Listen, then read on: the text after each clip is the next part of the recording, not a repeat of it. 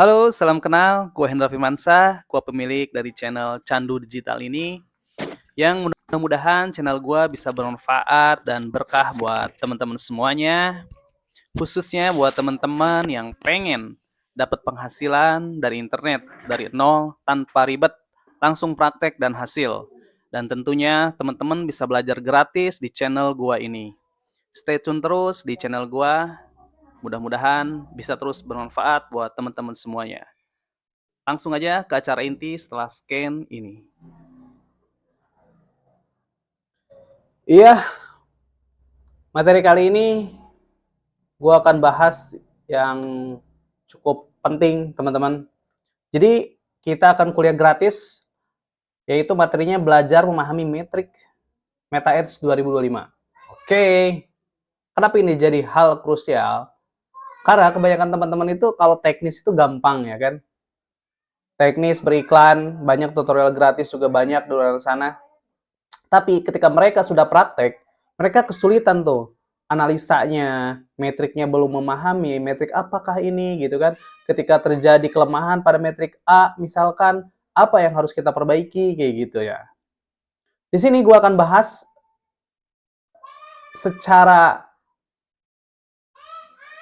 singkat, simple, namun teman-teman insya Allah ini powerful, teman-teman bisa belajar dari sini dan mengambil pelajaran dari apa yang gue sampaikan kayak gitu ya. Jadi gue akan singkat di sini metrik-metrik yang penting yang teman-teman harus tahu istilah-istilahnya kayak gitu. Oke, langsung aja. Gue akan masuk ke materinya. Pertama adalah kita sebetulnya ada berapa? Ada 5 bagian perihal metrik. Nah, gue akan bagi pertama di A dulu, yaitu di kesehatan delivery atau biaya dan biaya ya. Jadi di sini akan ada metrik yang namanya status atau delivery. Nah, ini biasanya teman-teman posisinya ada di sini.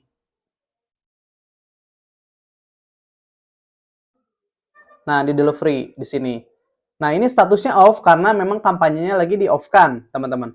Jadi ketika di sininya misalnya processing itu berarti sedang berproses atau ada lagi scheduling itu berarti lagi terjadwal gitu.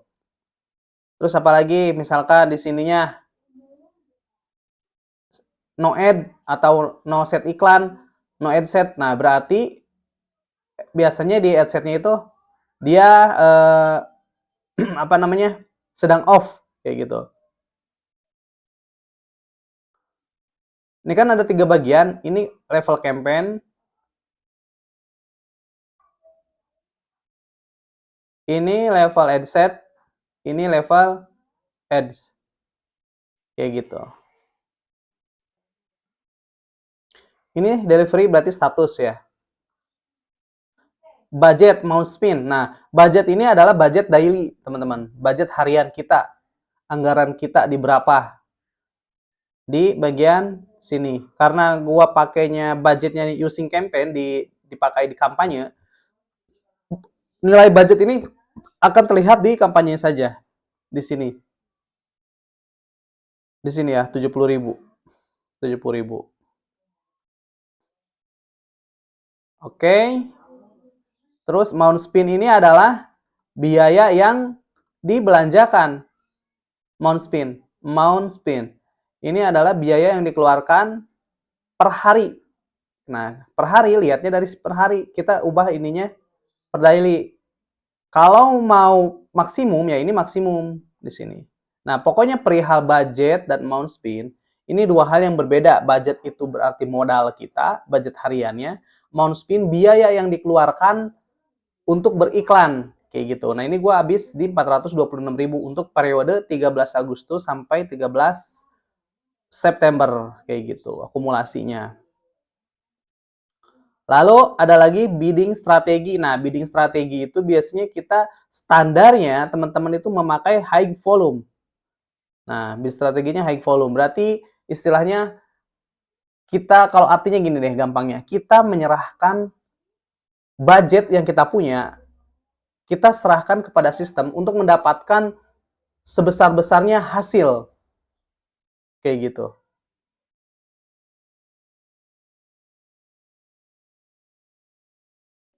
Terus ada reach, impression, dan frekuensi.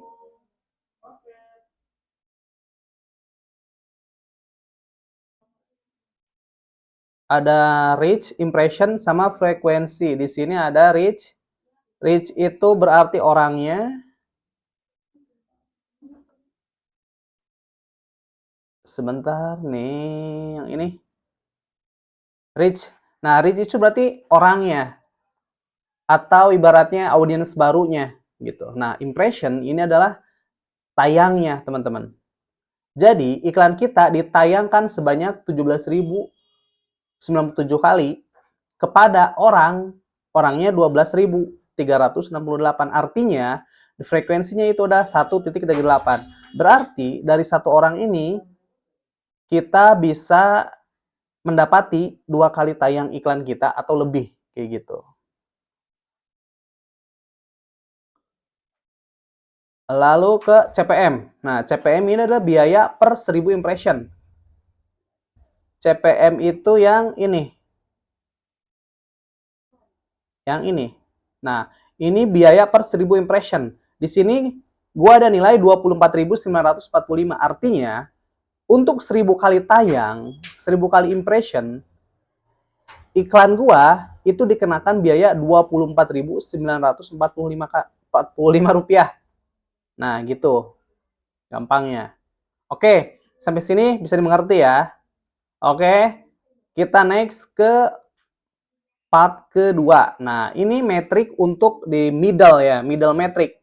Nah, ada CTR all, ada CTR link, ada click all, link click, unique link click. Nah, ini akan gua jelaskan.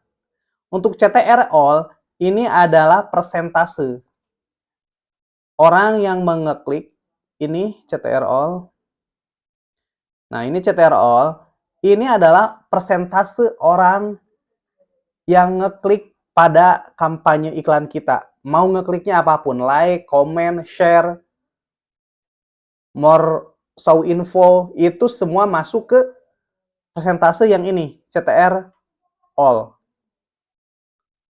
Lalu kita bahas lagi CTR link. Nah, kalau CTR linknya, gua berurutan aja ya, biar nggak bingung teman-teman. Nah, gini, CTR all berarti persentase semua orang yang melakukan tindakan ngeklik pada kampanye kita. Kliknya berarti jumlah orang yang ngeklik. Ada 1.304 orang. Biayanya per satu ngeklik itu di 327 CPC. Cost per click all di sininya dalam kurungnya. Next lagi di sini ada CTR link click. Perhatikan CTR link click prograde. Nah, ini adalah persentase orang yang mengeklik iklan kita tapi linknya bagian headline biasanya. Biasanya belanja sekarang, order now gitu ya. Atau shop now. Nah, itu akan dihitungnya di persentase ini. Nah, link kliknya berarti ya orang yang mengeklik. Gitu. Ada 1.186. Nah, CPC-nya biaya per link klik, biaya cost per klik link klik itu Rp360, teman-teman. Nah, intinya ini kalau kita artikan antara CTR all dan CTR link klik, ini persentase ini dapat dari mana, Bang? Nah, gini. CTR all ini dapat dari impression, jumlah impression di 17.097 dan klik di 1.304. 1.304 dibagi 17 per 097. 17,097. Nah, hasilnya 7,63%. Begitupun dengan CTR link klik. 6,94 hasilnya dari link klik ini dibagi impression. Oke, lanjut ke outbound. Apakah ada di sini? Gua nggak ada, nggak apa-apa. Gua akan tambahkan buat teman-teman ya. Ini metrik gua soalnya. tadinya gue nggak mau jelasin, tapi di sini karena ada ya, biar teman-teman tahu aja. Outbound click ini adalah ketika kita menggunakan landing page biasanya, funnelingnya, ketika orang ngeklik link iklan kita, otomatis akan ada jeda, ada gap antara masuk dari link klik ke landing page. Nah, itu disebutnya outbound. Keluar, kliknya keluar, nah itu dihitungnya ini. Masuknya di sini, gitu. Nah, intent rate ini adalah hasil dari mana? Ketika orang outbound keluar dari link klik ingin masuk ke landing page, ada yang namanya content view. Ada content view. Nah, di content view ini biasanya akan ada gap antara outbound klik dan content view.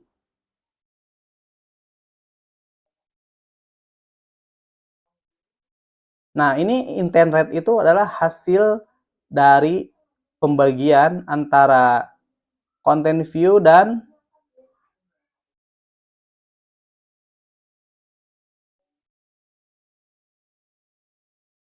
outbound klik. Oke, lanjut lagi. Ini 100% berarti bagus. Kecepatan landing page kita itu bagus. Karena nggak ada yang keluar sama sekali. Bahkan ada yang masuk offline ini. Jadi tapi tetap kehitung di sini. Content view-nya berarti orang yang melihat konten kita, landing page kita ada di 1112. Apakah di sini ada materinya? Nah, landing page view. Sama aja sih landing page view atau view content. Cuman landing page view itu biasanya default settingan beberapa platform pembuat landing page kayak gitu. Sama ya intinya. Cost per landing page view. Nah, berarti LPV-nya adalah cost biaya per sekali orang yang melihat landing page kita, halaman landing page kita, dikenakan biaya Rp384. Hasilnya dari mana? Hasilnya dari amount spend, biaya yang dikeluarkan dibagi content view. Nah, jadinya di 384. Oke, lanjut ke on-site conversion. Nah, ini persentase ini ketika orang kan masuk ke landing page kita, dan di landing page kita itu otomatis akan ada greeting atau copywriting-nya. Nah, itu ada hook attention kayak gitu. Nanti audiens itu akan melakukan tindakan action. Nah, itu dihitungnya ke landing page, ke button landing page. Nah, dihitungnya adalah di on-site conversion rate. Dari content view ke purchase, karena gue pakainya satu halaman itu langsung short form, tapi gue pakai eventnya adalah purchase. Nah, di sini akan dihitung 5,13%. Jadi, sebanyak orang yang masuk di 1112, ada sekitar 57 orang yang melakukan isi form dan melakukan form submit, klik submitnya. Nah, ada di 57 orang dengan biaya satu orang yang ngisi short form itu di Rp7.482. Kayak gitu. Kita next ke bagian video play. Nah, ini video play. Ada nggak di sini?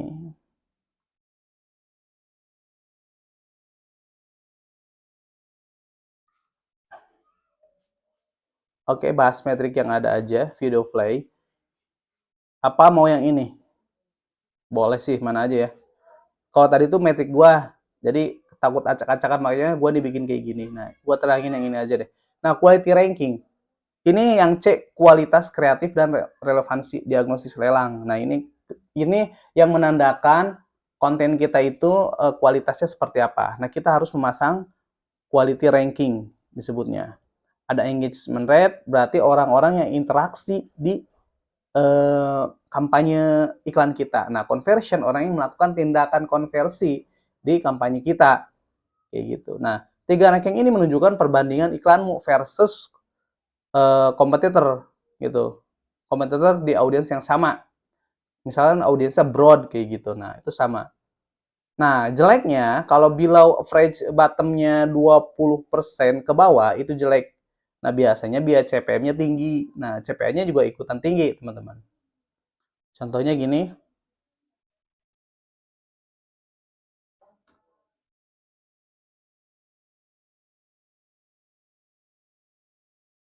Nah, ini gue standar.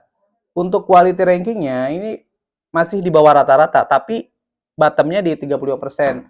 Itu sih nggak terlalu parah, nggak terlalu jelek. Berarti kualitas konten gue itu masih di bawah rata-rata, tapi cukup cukup lah, nggak terlalu jelek gitu. Boleh sih diperbaiki di bagian kontennya gitu. Nah, ini engagementnya di atas rata-rata, berarti bagus engage-nya. Interaksinya di konten gua itu banyak like, banyak komen, kayak gitu, banyak share. Nah, conversionnya juga bagus di atas rata-rata dibandingkan kampanye orang lain dengan produk yang sama dan audiens yang sama. Itu gua masih di atas mereka, teman-teman. Artinya. Lanjut ke sini. Nah, ini conversion dan nilai disebutnya bottom ya, bottom funnel. Nah, ini sih kalau gue sih biasanya disesuaikan dengan event yang ingin kita tracking. Misalkan ada result tadi gue udah bahas. Result ini adalah hasil, teman-teman. Metric result. Teman-teman biasanya mau trackingnya apa eventnya. Nanti hasil resultnya itu dia akan mengikuti sesuai event yang kita tracking. Nih contohnya kayak gini.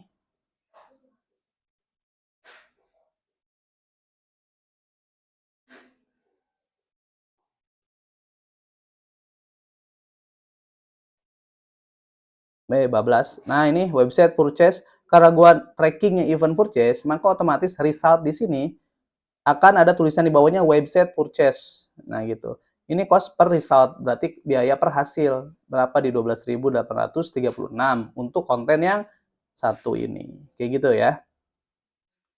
Terus apa lagi? Udah result rate.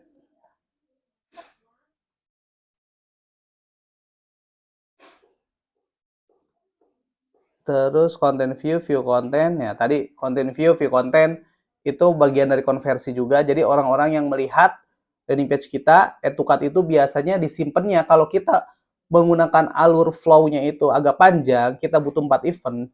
Di antaranya view konten, add to cart, initiate checkout, dan purchase. Nah, ini biasanya digunakan dulu gua pakai journey-nya adalah landing page to form checkout. Namun form checkout-nya itu dibuat 2 halaman. Jadi ketika di halaman pertama itu hanya copywriting perihal produk knowledge dan kita buat button-nya aja. Nah, button-nya itu kita pasangnya add to cart. Nah, button ketika orang klik button itu akan masuk ke halaman form checkout, masuk ke halaman form checkout. Nah, itu biasanya disimpan, kita tanamnya itu pixelnya pakainya ini theater checkout. Oke. Nah, ketika orang masuk ke halaman form checkout, otomatis mereka akan mengisi nama ya kan, nama produknya apa kayak gitu, alamat lengkap. Setelah itu dia klik form submit alias kirim. Nanti form itu akan tersubmit. Nah, ketika sudah masuk tersubmit, akan dilampirkan halaman sukses bahwa formnya sudah terkirim sukses. Nah, otomatis akan ke trackingnya eventnya pakainya purchase seperti itu, teman-teman. Oke, kita next lagi. Nah, ini video spesifik. Kalau teman-teman ngiklan pakai video, itu saran gua teman-teman harus pakai pixel metrik yang ini. Ini penting juga. Ini gua akan terangkan untuk metrik true plays ini adalah orang-orang yang melihat video konten kita itu minimal 15 detik atau lebih. Gitu ya. Paham ya? Nah, cost per true play-nya berarti ini biaya untuk orang yang melihat video 15 detik gitu. Nah, ini 3 second view berarti 3 detik. 3 detik orang yang melihat video kita. Nah, average playtime berarti rata-rata orang melihat konten kita itu durasi berapa detik. Nah, average playtime. Nah, video play ad ini adalah biasanya kalau gue pasang semuanya di 25%, 50%, 75%, hingga 100%.